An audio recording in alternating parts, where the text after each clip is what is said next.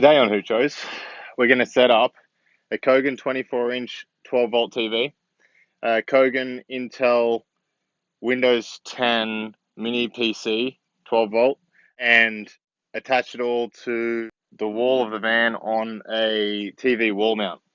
Now, a lot of people will say, what's the point of having a media center in your van?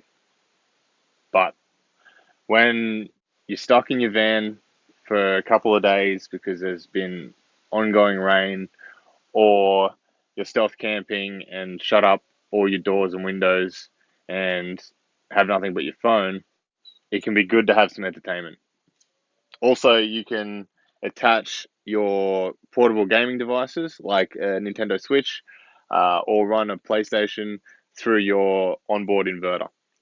So to start with, I'm just going to try my luck and see how it will go mounted straight to the cladding on the wall.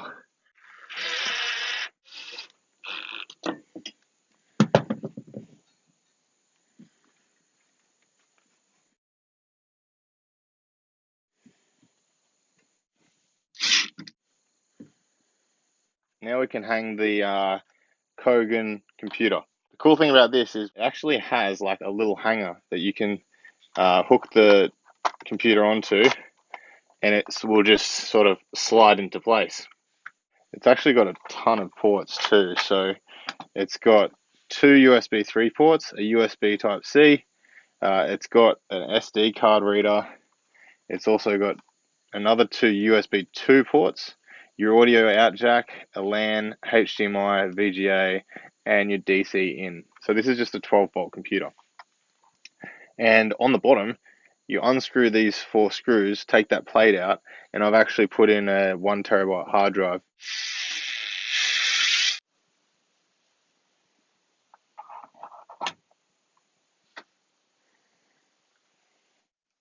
It's time to run the wiring from the TV and the media center up and hide it in the inner parts of the van, and down to the switchboard where I'll have the TV and media center switched. So I've wired up two 12-volt outlets to go into the TV and the media center. I've attached it to some automotive cable, enough to handle all the load from both. Fed it into the positives and negatives, and now I'm just going to run it along the top, down all the way to the switching panel.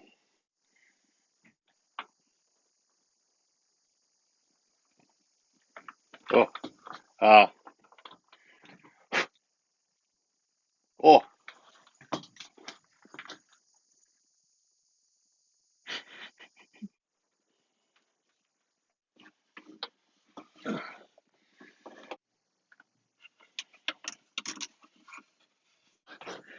So now, if I've wired this correctly, which I hope I have, this switch here will control the TV and media center. So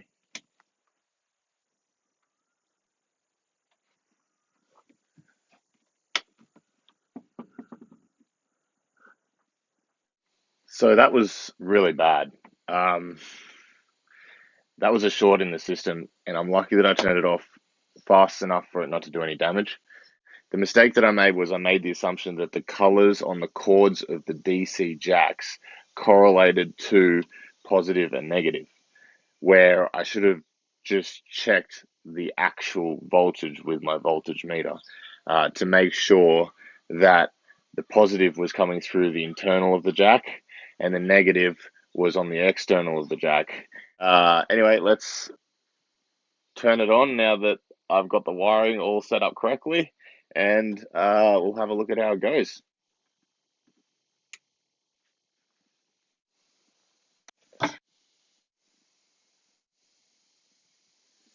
And we're in. It's a simple process to run something like a switch.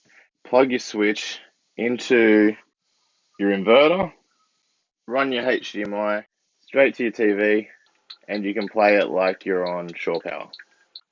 So there you have it. Now you can have all your mates in your van to watch your favorite TV shows, movies, play Mario Party, Mario Kart, or even just ride around on a bike in Zelda.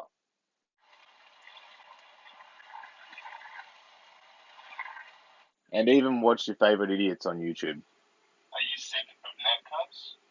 Thanks for watching.